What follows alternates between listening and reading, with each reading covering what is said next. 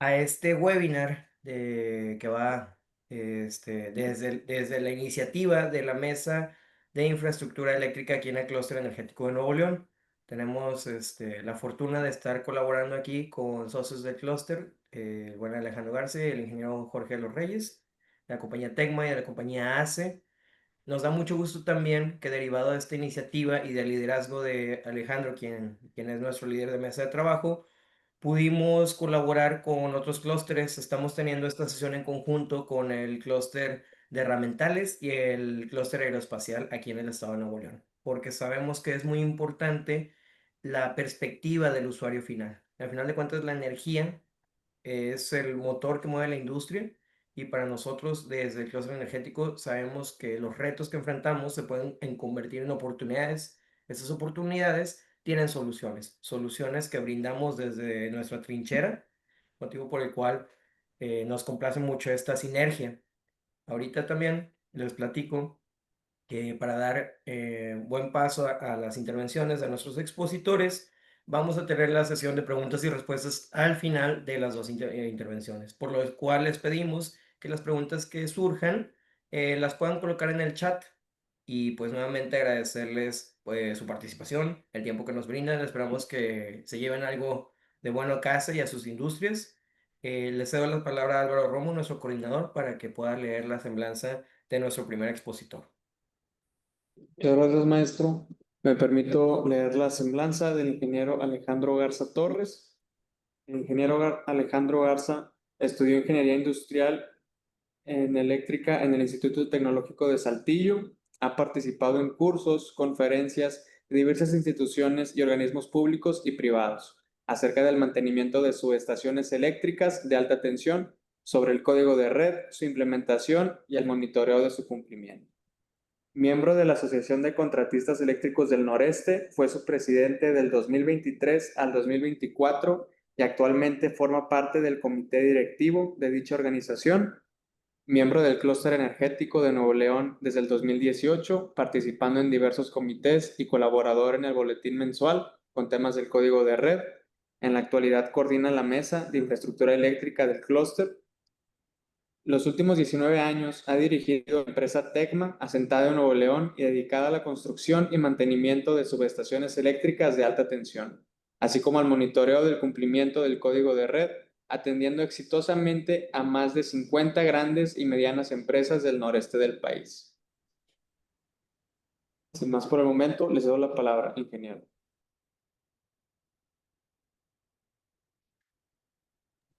Muy buenos días a todos, muchas gracias por conectarse.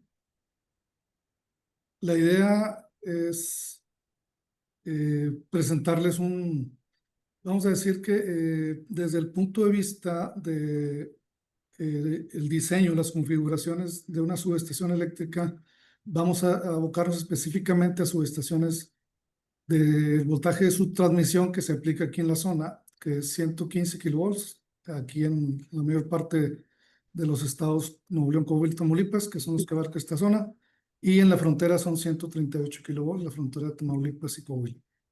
Básicamente vamos a estar hablando acerca de algunas recomendaciones sobre los diseños que nos ha tocado visualizar a lo largo de 34 años de experiencia, pues de estar conviviendo con este tipo de instalaciones. ¿Sí ven por ahí la presentación? No, ingeniero, no sé si puedas compartirla. A ver. Vamos a ver.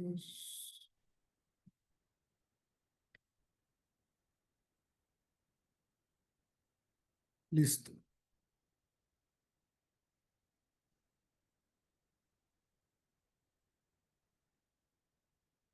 Ahí está, ¿verdad?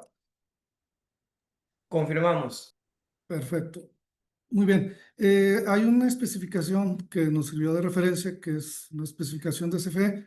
Está muy amplia. Realmente aquí nos vamos a enfocar en dos aspectos que considero que son interesantes, son importantes para todos aquellos que tengan una subestación de este tipo o que estén inclusive planeando instalar una subestación de este voltaje con estas características.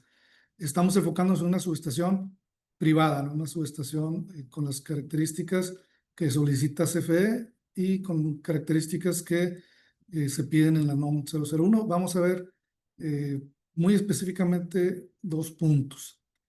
Hay criterios generales de diseño, tanto eléctrico como civil, son los más, vamos a decir, los puntos más importantes de este estándar de CFE.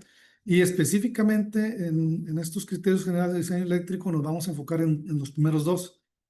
En la parte de la configuración del diagrama unifilar, que es súper importante cuando definimos cómo vamos a tener nuestro esquema de control, de protecciones y cómo van a estar interconectados todos los elementos de una subestación. Y el arreglo general nos habla de, ahora sí, físicamente cómo los vamos a acomodar. Vamos a ver más adelante el por qué es tan importante que este arreglo físico general desde un principio se visualice con la posibilidad de crecimiento. Si no lo hacemos así, pues vamos a tener problemas más adelante para poder insertar nuevos elementos sin desconfigurar, perdón, el arreglo original y que la subestación sea funcional y hasta cierto punto conserve simetría o una estética adecuada desde el punto de vista de seguridad y de operación. Hay otros criterios, nomás se los quería complementar, que es toda la parte de diseño civil. Es también súper importante porque trae todo lo que son cimentaciones y estructuras, y accesos, y cómo se configura toda la parte civil de una subestación. Esto pues es materia de otro webinar, ¿no? Arrancamos con el diagrama unifilar, que nosotros quisimos enfocarnos. Hay un elemento muy importante que es el que nos va, desde el punto de vista de confiabilidad, el que nos va a ayudar a que nuestra subestación opere, funcione, y en caso de que haya alguna contingencia, esta contingencia o esta falla que ocurra pueda ser liberada de la manera más adecuada posible, en el menor tiempo posible, con el menor daño posible, para que nuestra subestación después de esa contingencia pueda seguir operando, o inclusive cambiemos nada más un elemento que tengamos ahí en nuestro almacén de refacciones y podamos seguir operando. Entonces vamos a ir viendo esta configuración. ¿De qué estoy hablando? Del interruptor o seccionador que vamos a estar instalando en la parte de alta tensión, la parte de 115 o de 138 kilovolts. Tenemos 3 elementos, que puede ser un interruptor de tanque muerto, de tanque vivo. Ahorita vemos las diferencias entre uno y otro. O inclusive en algunas, como seccionador, se puede instalar también una cuchilla de operación en grupo. Arrancamos con los interruptores. ¿Por qué tanque muerto, tanque vivo? Muy sencillo. Ahí a la izquierda vemos el interruptor de tanque muerto. ¿Qué significa? La cámara de extinción, que es la que pusimos ahí en amarillito, son estos tanquecitos horizontales, metálicos. Ahí adentro es donde está el gas y es donde está el mecanismo que hace que el arco, a la hora de abrir o cerrar el interruptor, se extinga y que pueda hacerlo de una manera adecuada. ¿Por qué tanque muerto? Si se fijan, si la tierra física está conectada a la estructura, estas patitas del interruptor, está a cero potencial, o sea, está muerto, vamos a decir. Entonces, los tanques donde está la cámara de extinción están aterrizados. Por eso se le denomina tanque muerto. Es una característica, vamos a decir. Algo interesantísimo es que en estas cubiertas de aluminio de acero inoxidable, adentro de ellas están unos transformadores de corriente, que esa es la principal diferencia, vamos a decir, con el tanque vivo. Aquí tenemos tanto del lado de la entrada como del lado de la salida, tenemos transformadores de corriente. Eso nos da flexibilidad para el diseño que vamos a hacer, que vamos a ver ahorita más adelante, con nuestro control y nuestras protecciones. Del lado derecho vemos el tanque vivo, que significa que la cámara de extinción, que es la parte superior de los 3 polos, está montada sobre un aislador. Este aislador luego está montado sobre una estructura. Finalmente la estructura está aterrizada, pero si se fijan, la cámara de extinción está viva. O sea, una vez que el interruptor está energizado, aunque esté abierto, pues siempre va a tener potencial. Entonces, esa es la nomenclatura. Sencillamente es por por el estado que guarda la cámara de extensión cuando el interruptor se energiza, ¿no? Perfecto. Haciendo esa aclaración, vemos cómo vamos a aplicar nosotros las protecciones. Pues las vamos a aplicar básicamente desde el punto de vista del transformador, es la protección diferencial. Vemos el lado izquierdo del esquemita, es muy sencillito. Si nosotros tenemos una falla entre los TCs que están en el lado primario y los TCs que están en el lado secundario, la dirección de las corrientes se van a sumar. El relevador de protección diferencial va a ver que hay una diferencia mayor a la normal, a las condiciones normales de funcionamiento, y de acuerdo al ajuste que tenga, pues va a operar. Nos va a proteger de una manera muy apropiada. O sea, la protección diferencial creo yo que es la mejor amiga del transformador. O sea, lo cuida de una forma muy adecuada si está instalada correctamente. De hecho, cuando se instala, la prueba más importante que se le hace es fasear las corrientes para asegurar que esta suma se dé, que no queden al otro lado, porque si no se van a estar anulando o va a estar operando en condiciones normales. Cuando energicemos y tenemos carga, va a operar sin razón.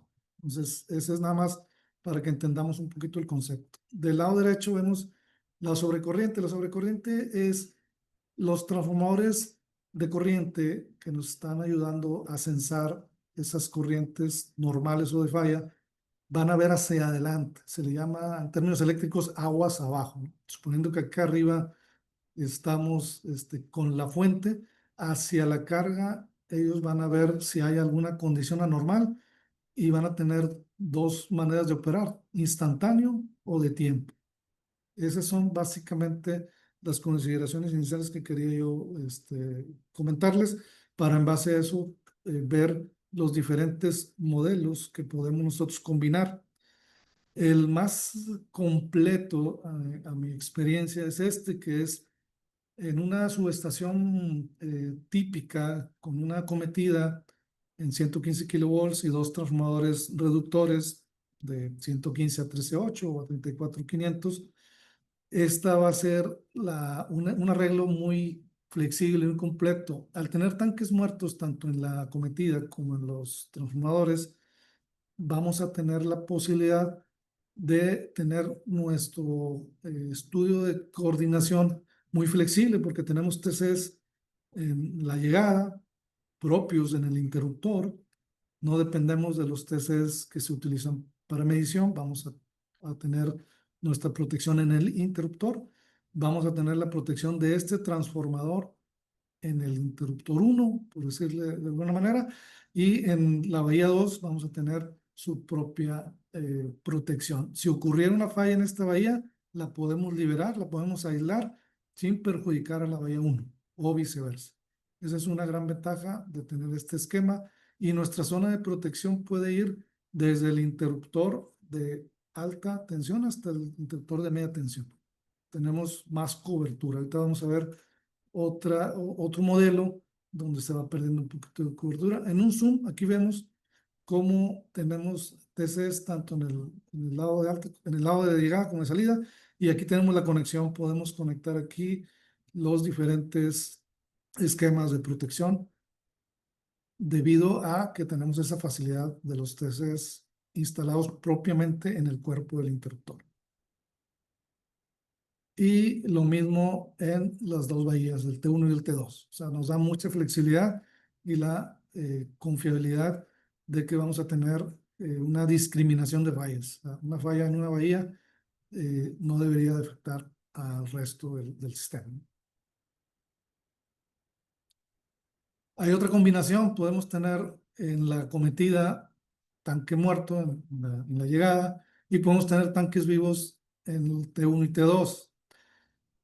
En el interruptor tanque muerto pues sería lo mismo y no nos vamos a detener ahí. En el esquema del tanque vivo que perdemos, ya no tenemos TCs en el interruptor, nuestras protecciones se van a tener que trasladar a este interruptor y si yo tengo una falla en esta sección, o sea, en la parte del primario, este interruptor puede operar, pero el TC que la va a ver es el de arriba. Entonces vamos a tener que hacer una buena coordinación para que éste pueda detectar que esta falla la pudiéramos discriminar si tuviéramos estos TCs, pero lo que está arriba de los TCs, pues solamente lo va a poder ver los TCs que tiene el interruptor.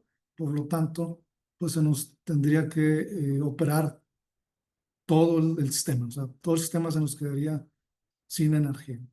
Esa es una desventaja, vamos a decir. Tenemos la ventaja de que tenemos un dispositivo aquí para fallas que estén delante de estos TCs, que estos TCs son los TCs que van propiamente en las boquillas primarias del transformador. Entonces, este va a haber fallas de estos TCs hacia abajo, aguas abajo. Recuerdan, hacia la carga.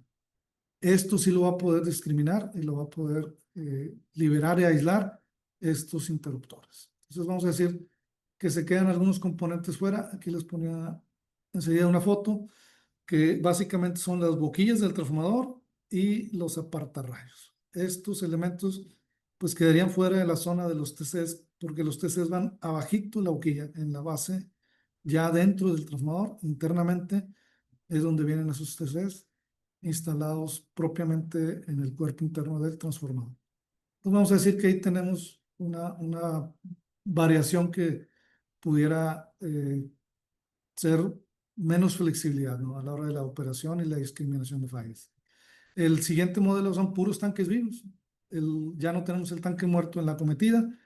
¿A qué nos obliga eso? Que tenemos que tener unos TCs adicionales en la parte de 115 de la cometida para que esos TCs sean los que censen la corriente falla y envíen el disparo al interruptor. Entonces, nuestra subestación va a tener que instalar otros 3 equipos para tener señal de la corriente y poderla monitorear y poder tomar decisiones. En el lado ya de las 2 bahías, pues es el mismo esquema que vimos anteriormente, con la misma restricción, ¿no? De que no podemos, hay una zona que se traslada hasta los TCs de la cometida. Hay otra opción. Esto, lógicamente, ¿por qué decidimos a veces esta que es la más completa? Pues, implica un poquito más de presupuesto, ¿no? Los interruptores de tanque muerto son un poquito más caros. También ocupan más espacio. Se fijan la configuración que tienen. Ocupan más espacio hacia los lados. Este es más esbelto, más alto, ocupa menos espacio de terreno. Entonces, ahí empezamos nosotros a jugar con otros elementos, ¿no? Entonces, regresando al esquema del tanque vivo con cuchillas, ¿qué perdemos al tener, perdón, tanque muerto con cuchillas? Al tener un elemento aquí que no tiene capacidad interruptiva, eso nos va a limitar. Vamos a ver. Por aquí quería mostrarles, aquí está. Los interruptores tienen capacidad interruptiva, pueden operar con carga y con falla. Su operación puede ser remota, vamos a decir que automática, desde lejos y no tienen ningún problema de tiempos de operación y todo. Las cuchillas, hay 2 opciones. Todas pueden operar con carga si tienen los dispositivos de cuernos de arqueo para poder operar con una carga normal. No pueden operar con falla, no tienen la capacidad interruptiva, se destruirían. Pueden operar manualmente de manera local con un mecanismo manual o se puede poner una cuchilla con un motorcito, ese mecanismo se mueve con el motor de manera remota, pero sigue siendo un dispositivo que no puede operar con falla. Esa sería la restricción. Eso que nos obliga, pues, de que todas las protecciones van a estar transferidas al interruptor que tenemos en la llegada, que puede ser un tanque muerto o un tanque vivo. Este es el otro esquema. El tanque vivo, acuérdense que nos obliga a colocar TCs en el lado de alta tensión. Entonces, básicamente nosotros como diseñadores de subestaciones empezamos a presentarle opciones al cliente y el cliente nos va decidiendo en base a presupuesto y en base a espacio, a qué tanto espacio tiene libre para colocar la subestación. Esto sería básicamente los esquemas más comunes que vamos a ver en las subestaciones instaladas aquí en la región. El otro aspecto interesante que quería comentarles es el arreglo general. Este es un arreglo muy óptimo. ¿Por qué? Si se fijan, nada más tiene un transformador. Así se concibió esta desde nueva. Una cometida, que se ve el interruptor principal, todo el bus. Hay un bus de transferencia hacia una segunda bahía futura. Todavía no tenemos la cuchilla y todavía no tenemos el transformador. Pero, ojo, ya tenemos toda la obra civil, tenemos la mampara, tenemos la obra civil, inclusive la estructura de la cuchilla. Tenemos ya canalizaciones, aquí hay ductos subterráneos hacia la caseta, tanto para la potencia como para el control. De tal forma que el día que nosotros requiramos un segundo transformador, nada más compramos el transformador, lo instalamos, compramos la cuchilla, lo instalamos, hacemos las conexiones en el lado de alta y en el lado de media tensión. Y no requiere paros, no requiere libranzas más que para las conexiones, un paro de mantenimiento se hace. Entonces, este es un diseño óptimo. Aquí se ve una foto, aquí todavía no existe el transformador, todavía no existe la cuchilla, la subestación ya está preparada. Eso sería para nosotros lo más conveniente. Tratamos de venderle eso a los clientes para que después no batallen. Este es otro diseño, este es para 4, este nació con 2, luego se agregó un tercero y tiene espacio para un cuarto. Aquí es un terreno casi de 40 por 40. Entonces vamos jugando un poquito con los espacios y vamos dando más flexibilidad. Aquí es un caso que nos tocó donde pues, el cliente no pensó que iba a crecer. Aquí tenemos todo el esquema de medición en 115 kilovolts, el interruptor y el transformador. Aquí en el marco de remate van las cuchillas y nos solicita el cliente luego que le coticemos una segunda bahía porque el seguro le pide un respaldo, un transformador de respaldo. Tuvimos que hacer ahí algunas modificaciones en la ingeniería. El interruptor lo corrimos hacia atrás, abajo del marco.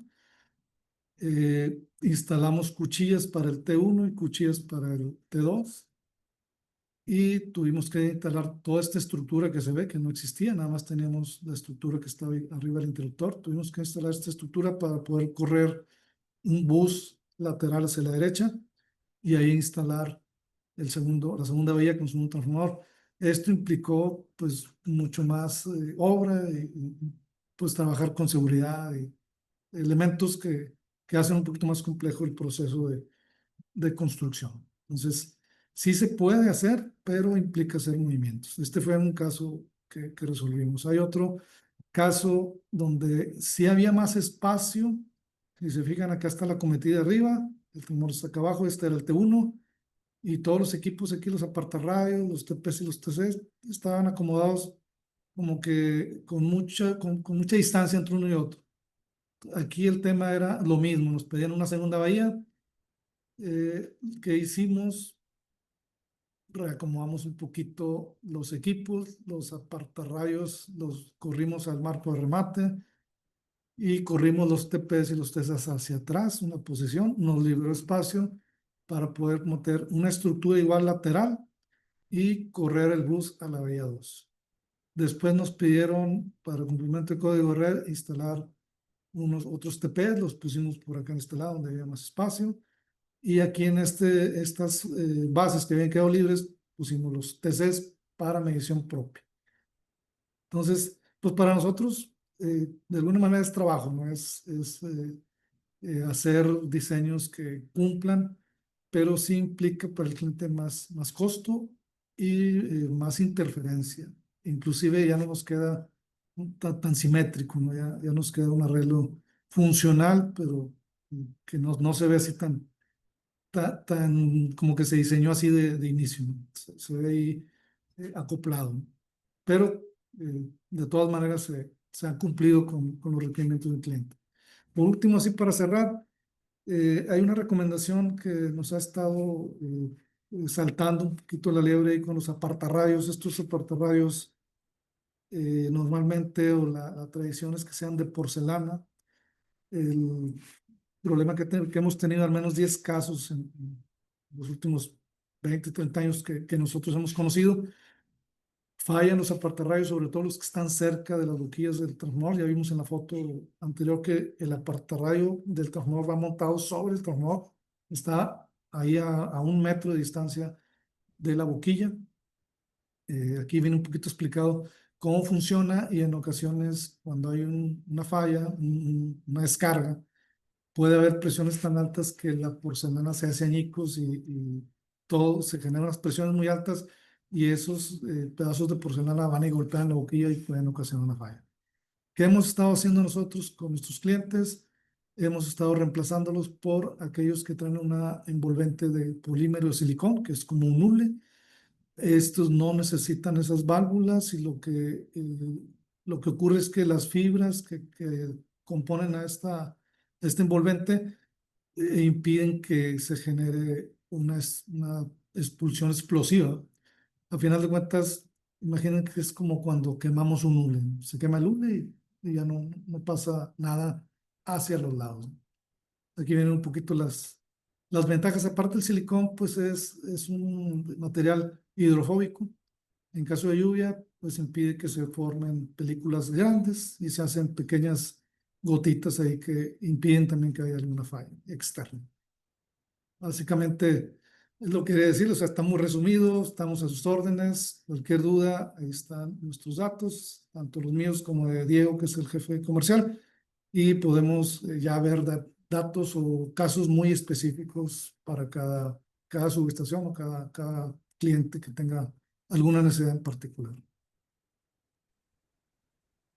Muchas gracias, ingeniero. Muy técnica, muy práctica tu presentación, como te comenté la otra vez. Me da mucho gusto que la puedas compartir y pues sabemos que va a ser la primera de muchas otras intervenciones y una serie de eventos que vamos a estar aquí impulsando desde infraestructura eléctrica. Les recordamos que ahorita en el chat pueden escribir sus preguntas y al final de las dos intervenciones podemos leerlas. Muchísimas gracias, Inge. A la orden. Álvaro, te dejo la palabra para que puedas leer la segunda intervención, por favor. Muchas gracias, maestro. Me permito leer la semblanza del maestro Jorge de los Reyes. El maestro Jorge de los Reyes se graduó del Instituto Tecnológico y de Estudios Superiores de Monterrey en 1993. Posteriormente, continuó sus estudios de maestría con especialidad en ingeniería eléctrica, de la cual se graduó con honores en 1996. Durante sus estudios de maestría, se desempeñó como asistente de investigación, donde trabajó en proyectos de calidad de energía eléctrica enfocados a instalaciones comerciales e industriales. Desde 1998 trabaja para ahorro y calidad de energía eléctrica, donde actualmente ocupa el puesto de director general. Entre sus actividades que desarrolla están proyectos de corrección del factor de potencia en presencia de armónicas para cumplimiento de código de red, estudios de calidad de energía eléctrica y desarrollo de sistemas de monitoreo de energía eléctrica en tiempo real e implementación de proyectos de telemetría para medición a distancia. Sin más por el momento, le cedo la palabra, maestro. Muy bien, muchas gracias a todos, gracias al clúster, Eleazar, Alejandro, Olivia, gracias por la invitación.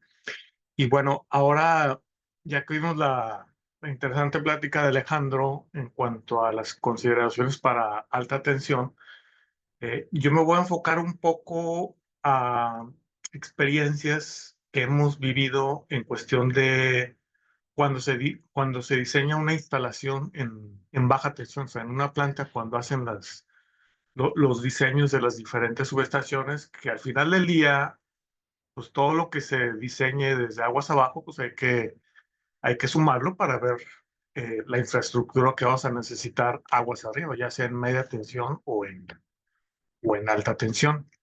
Entonces, déjenme compartir. No sé si ahí ven mi presentación.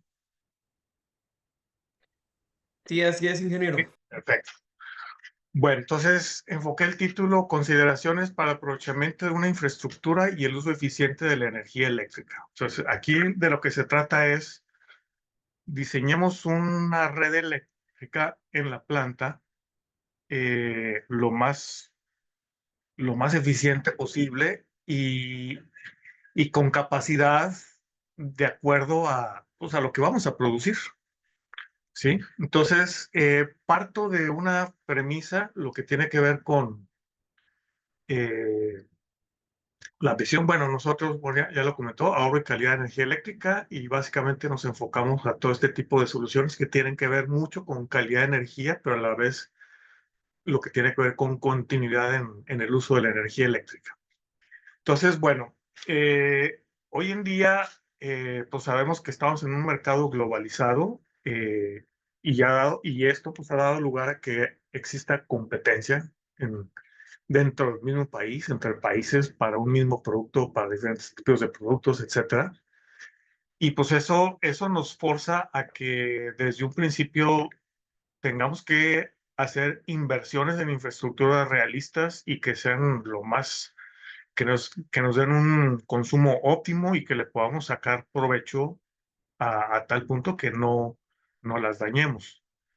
Entonces, ¿cuál es el tema aquí? Que muchas veces se parten de diseños o de datos de placa o de situaciones de papel, pero no se tiene una conciencia clara de, oye, pues yo si produzco acero necesito X cantidad de kilowatts hora por cada tonelada.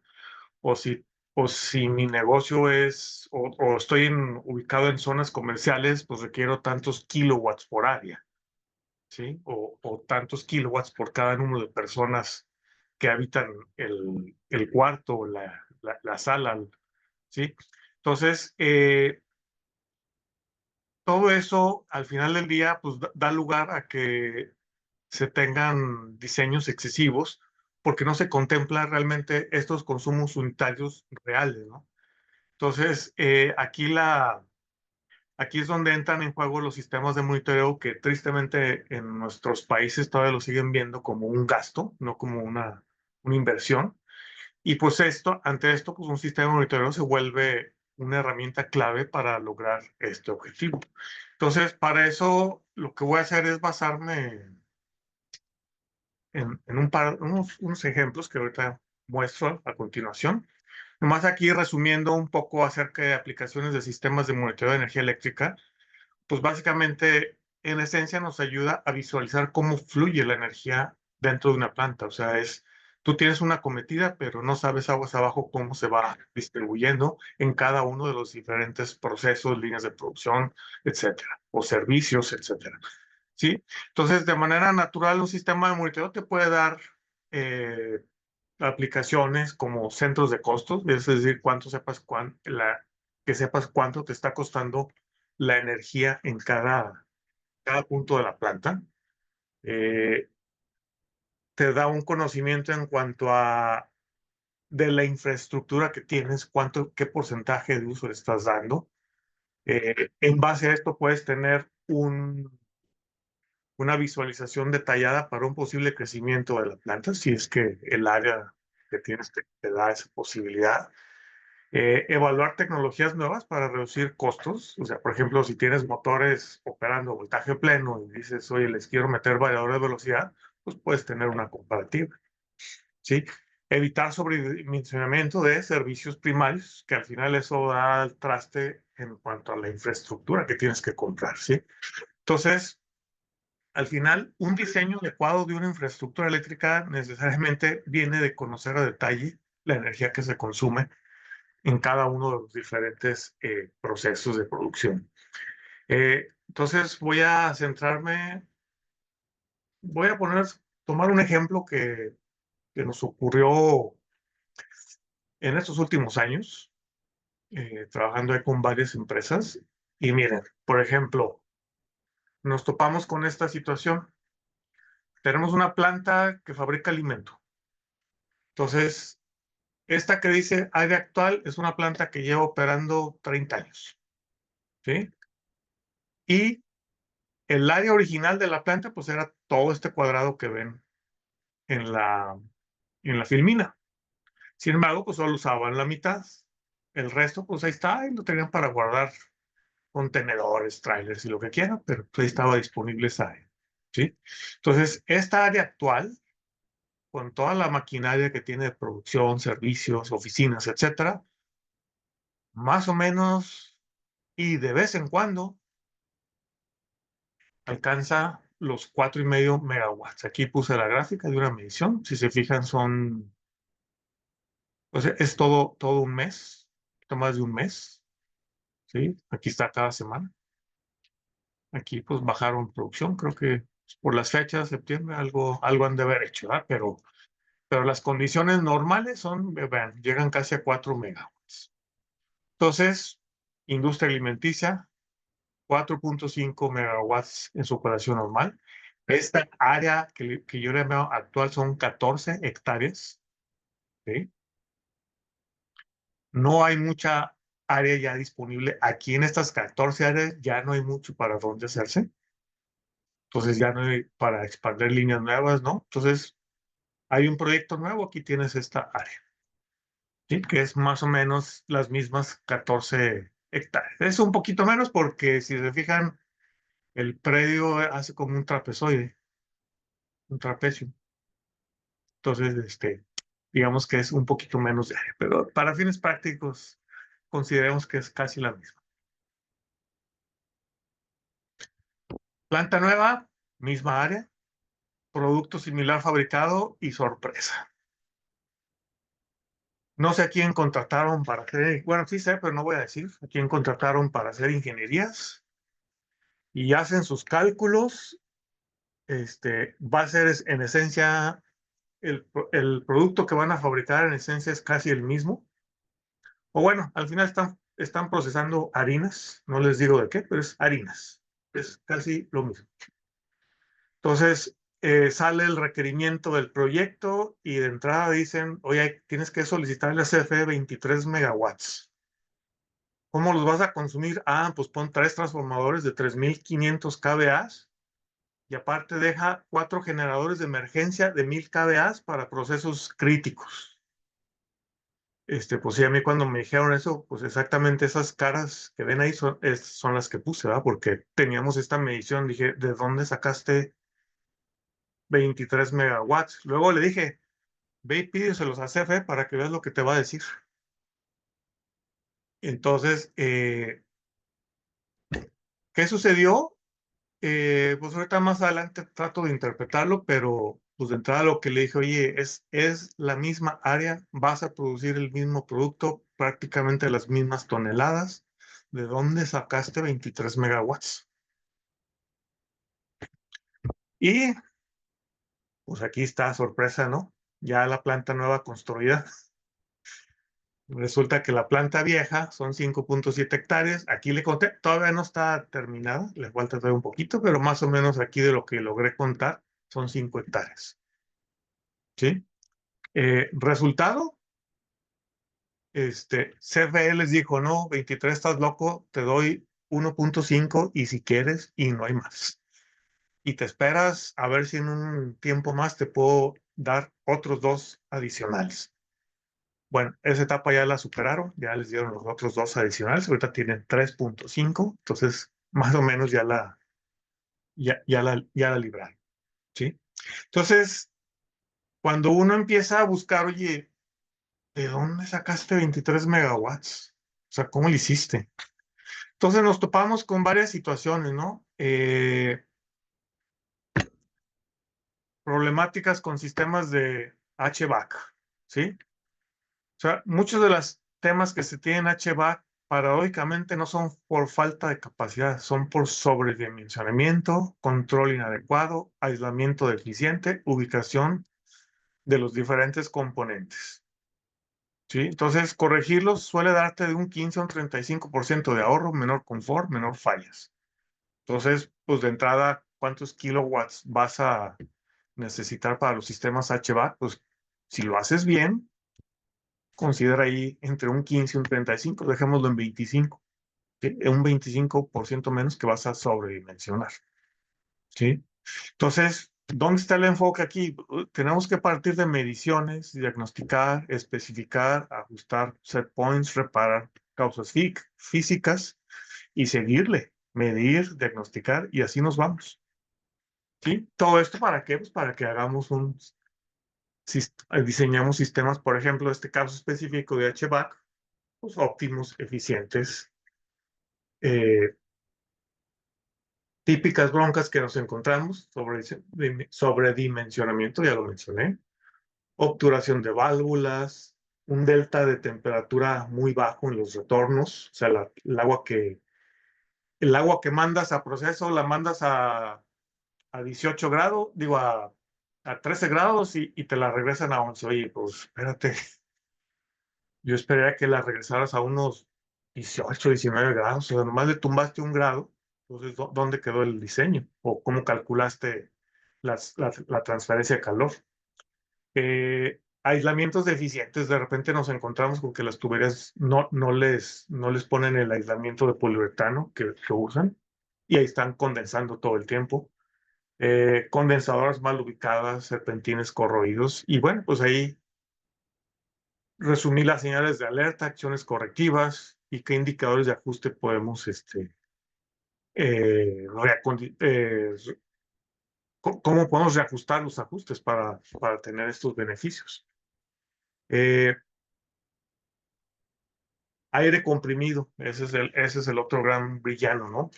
El aire comprimido es considerado el cuarto servicio básico junto con la electricidad, agua y gas. Díganme alguna planta que no tenga estos cuatro. Todas usan agua, gas, aire comprimido y electricidad. ¿Sí? Bueno, hay pues más del 70% de procesos industriales. Sin embargo, de esos cuatro, el aire comprimido es el que es el más costoso. Puede llegar a representar hasta el 30% del consumo de energía de una planta y las eficiencias o ineficiencias comunes te pueden generar desde un 20 hasta un 40%. Esos ya son datos que uno encuentra en Internet, ya son muy conocidos. Pero sí, el tema con el aire comprimido es algo que también se tiene que tomar muy, muy en cuenta.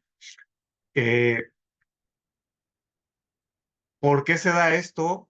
Malas prácticas, o sea, el tener malas prácticas en el uso de compresores, vamos a desperdiciar energía. Tenemos que hacer una infraestructura más grande para soportar, digamos, las pérdidas. Y pues al final reducen la confiabilidad y la vida útil de los equipos. Entonces, identificar esto te va a permitir reducir costos, optimizar calidad de aire y extender la vida útil de los neumáticos. Y ahí no lo puse, pues hacer una infraestructura más adecuada de acuerdo a las necesidades. ¿Sí? Algunos horrores que de repente nos vemos, ponen los compresores donde hay aire caliente, por ejemplo, al lado de las calderas. ¿Sí? Entonces, pues ya sabemos que si el aire es más caliente, menos densidad, el compresor tiene que trabajar más para producir la misma cantidad de aire comprimido. Otra, los ponen cerca de las torres de enfriamiento, lo mismo, agua con exceso de humedad. ¿Sí? Voy a usar más energía para poder comprimir el aire. Y ya situaciones ya en la operación, fallas en válvulas de condensado, compresores que los dejan muy sobrados, o sea, está entrando y saliendo el compresor, entonces hay un desgaste cada vez que entra y sale el compresor.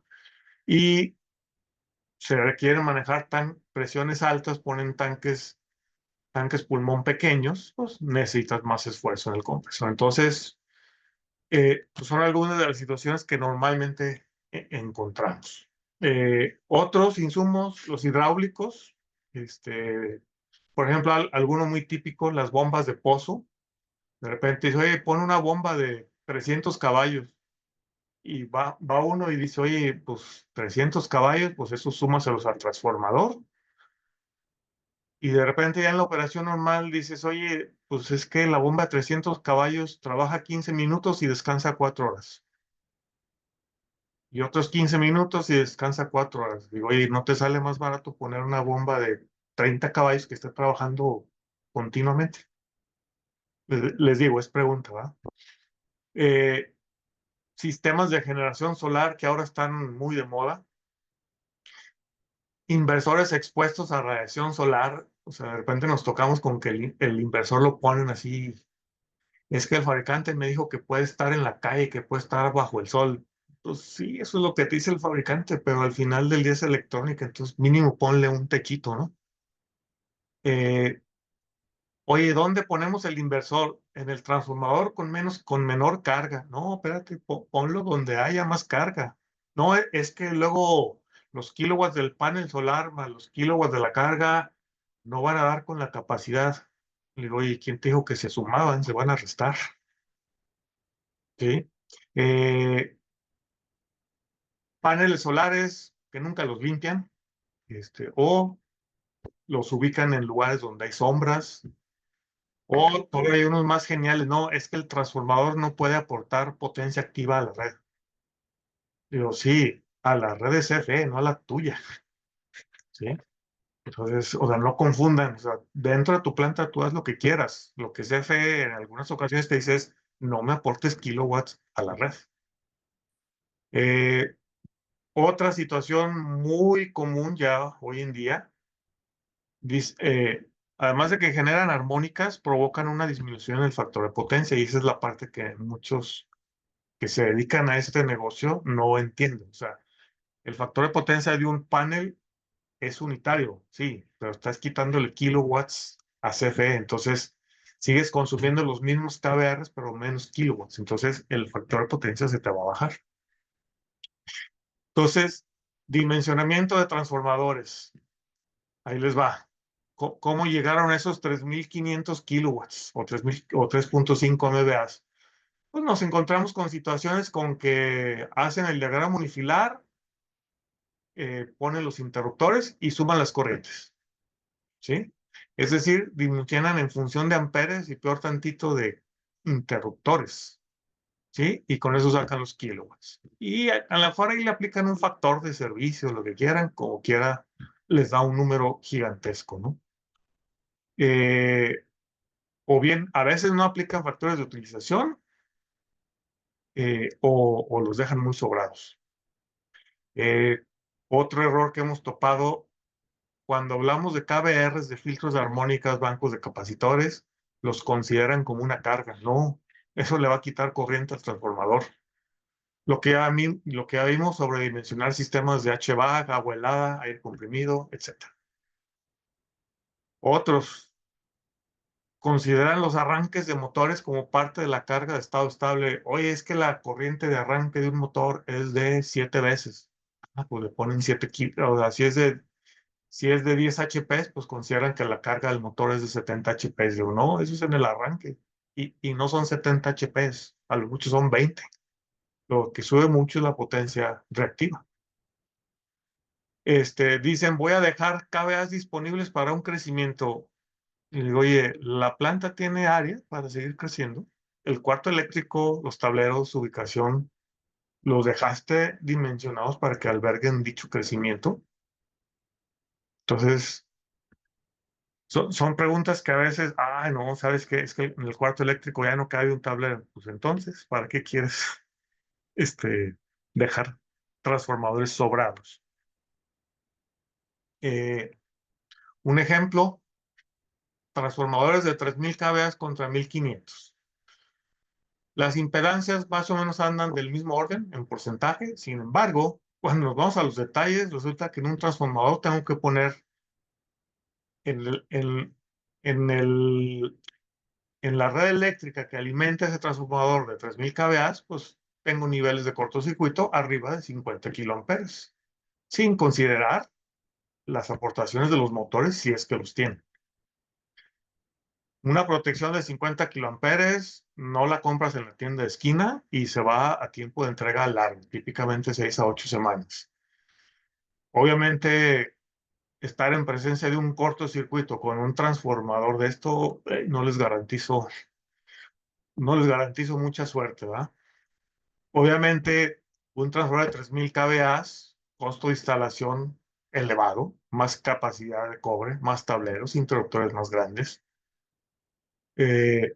Luego, 3.000 kVA, oye, la densidad de cable por área, pues va a ser muchísimo mayor. O sea, a veces no tienen ni espacio para manejar todo el cable que necesitas para 3.000 kVA. Y la otra, pues cuando el transformador tiene baja carga, pues te va a consumir una cantidad de reactivos que a lo mejor en condiciones de baja carga sí te pueden pegar al factor de potencia. Nos vamos contra uno de 1.500 kVA. niveles de cortocircuito de 30 kiloamperes máximos. Las protecciones las encuentras disponibles. Si hay un cortocircuito, vas a tener un poquito mejor suerte que el anterior. Este, obviamente menos cable, tableros más pequeños, más facilidad para hacer instalaciones. Y sorpresa, pues una misma planta que tenemos, medición, miren, 2 megawatts, el promedio de todo, el transformador con más carga tiene 700 kilovatios. El promedio anda entre 200, 300. Entonces, por eso lo que les comento radica mucho la importancia de conocer los consumos específicos, ¿sí? Entonces, bueno, para concluir y dar lugar a las preguntas, eh, el desconocer estos consumos específicos de energía por cada tipo de producto, pues va a dar lugar a lo que ya les he venido platicando, ¿verdad? Pides demanda de 23 megawatts cuando no llegas ni a 4. Lo vas a dejar sobrado en función de todos esos errores y pues lo que te cuesta, ¿verdad? Luego, yo no trabajo en CFE, no sé cómo está la situación. Ahorita dicen no hay KVAs disponibles. No sé si esos KVAs, parte de que dice que no hay disponibles es porque lo están midiendo en tiempo real, o también no sé si parte también de esos KVAs sean producto de que CFE está planeando cierto crecimiento y dice, no, pues es que tengo varias solicitudes donde un usuario me va a pedir 5 megawatts, el otro 10, el otro 15. Oye, pues si los estás diseñando así como lo que les he venido platicando, pues no, menos va a haber disponibilidad. Entonces, por eso la importancia de conocer a detalle pues, los consumos de energía por cada proceso. Siempre lo hemos dicho, invertir en monitoreo no es un gasto, es una necesidad estratégica. Y el retorno de inversión de un sistema de monitoreo puede variar de unos cuantos meses a varios años, dependiendo de qué tan bien aproveches la información que te está dando el sistema. Les platico un caso rápido. Teníamos un cliente que se iba a traer 2 líneas de producción, 3 líneas. Hermosamente el contratista le dijo, oye, pues sí, pon 3 transformadores. Afortunadamente nos consultaron y le dijimos, oye, ¿para qué quieres 3 transformadores? No necesitas. Resultado final, en lugar de poner 3 transformadores, quitaron 3 transformadores de la planta, pusieron las 3 líneas de producción y ahora el contratista ya ni los buenos ya nos da, pero bueno, esa es otra parte de la historia. Entonces, bueno, pues básicamente esto es lo que tenía preparado para ustedes. Pues cualquier duda, mi correo, para si nos gustan contactar y bueno, pues muchas gracias. Gracias, ingeniero. Ahorita tengo una pregunta que me habían dejado. No especificaron para quién. No sé si la quiera tomar alguno de ustedes. Me está diciendo un socio que tuvo que salirse, que tienen un proyecto en el cual les están ofreciendo colocar variadores de frecuencia en diversas zonas o diferentes procesos. Me imagino que han de ser motores o diferentes partes de su producción. Me dice que qué recomiendan monitorear o qué parámetro eléctrico recomiendan monitorear para que esto no les afecte en la calidad de la energía al interior.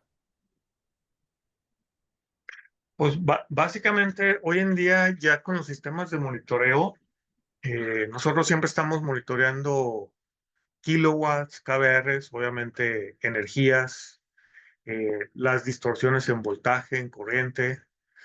Si ya la carga es un poco más crítica, pues le digo, vamos a ver armónicas individuales, ver si no hay un tema de regulación de voltaje. O sea, entonces medimos también los 3 voltajes, las 3 corrientes, y eso nos da una buena idea de cómo se comportan los motores y en consecuencia, pues podemos empezar a conocer ya los consumos específicos de energía.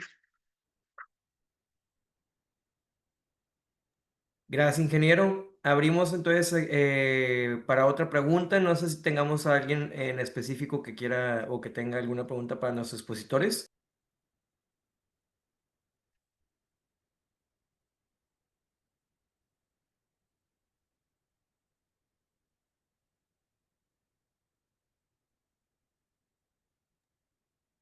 De no haber más comentarios, ya tienen ahí los correos tanto del ingeniero Alejandro como del ingeniero Jorge. Muchísimas gracias por acompañarnos. Ya para el cierre de esta sesión, les recordamos que el 16 y el 17 de octubre vamos a celebrar nuestro encuentro energético. Este lleva por nombre de Nuevo León para el mundo. Y tenemos varios expositores, afortunadamente y orgullosamente, socios del clúster energético. Este evento no tiene costo, así que por favor los invitamos a que asistan, a que se registren y que de esta manera podamos todos en conjunto hacer la celebración de este encuentro. Creo que hay una pregunta, nos quedan 2 minutos, así que podemos atenderla y lleva por nombre, ¿sería posible recomendar ante falta de capacidad el uso de chillers de fuego directo?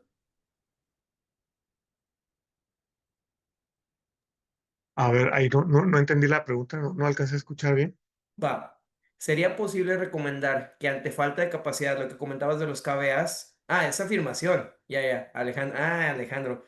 Sí, sí, sí, sería posible recomendar ante falta de capacidad el uso de chillers de fuego directo. Sí, esto depende totalmente del análisis, el diagnóstico que se hace energético. Si más de la mitad de tu energía consumida es de tu planta de agua helada, totalmente. Bueno, eso lo digo yo, ya metí mi cuchara, pero creo que sí es posible. No, creo Perfecto. que tocó un tema interesantísimo ahorita con todas las solicitudes que está habiendo, tanto de cargas nuevas como de incrementos de carga. Sabemos que hay un tema muy delicado en la parte ya de la disponibilidad de energía, pero ya en el punto final, no en la generación, en el punto final. Entonces, ahorita estamos nosotros presentando opciones para nuestros clientes que van desde la generación en sitio, o sea, que ellos mismos generan, si no toda, una parte de la energía con algún ciclo combinado o con algún esquema de fotovoltaico para complementar su energía como también productores internos y pues ahorita por lo pronto no pedirle mucho a CFE, que sabemos que está algo complejo por la cuestión de su saturación sobre todo las redes de subtransmisión y distribución. Entonces, sí, esta es una posibilidad, qué bueno que lo comenta el Nava, es algo de lo que se está ahorita planteando, ¿no? Como una alternativa de solución. Excelente, Alejandro, excelente. Jorge, gracias, ingeniero Nava. Y creo que ahorita tenemos una más. ¿De cuántos pasos recomiendas que tengan los variadores de frecuencia para que no aumenten las distorsiones de armónicas de parte de Paulino? No sé si Jorge o Alejandro tienen algún comentario para cerrar con esta pregunta. Pues miren, el tema con los variadores de velocidad es los más baratos, los más comerciales, pues son los de 6 pulsos. Entonces, esos te generan cierta cantidad de distorsión armónica. Obviamente, si los escoges de 12, 18, 24 pulsos, pues te van a generar mucho menos armónicas. Aquí el tema con los variadores de velocidad es, como quiera, tienes que hacer inversión en cuanto a la corrección de factor de potencia. Entonces, normalmente casi la mayoría de las plantas, por cuestiones de costos y porque al final el resultado es el mismo, pues se van por variadores de velocidad de 6 pulsos. Entonces, básicamente una práctica ya muy común es al momento que estás corrigiendo factor de potencia, lo haces con filtros de armónicas pasivos y dependiendo de qué tanta distorsión tengas en la cometida CFE o en los transformadores, pues le agregas un filtro activo para también disminuir un poco el tema de armónicas, pero realmente aquí la respuesta concreta es, pues mientras más pulsos, es menos distorsión te genera, pero pues hay que hacer también el análisis económico a ver si se justifica poner variadores de más pulsos, ¿verdad? Perfecto.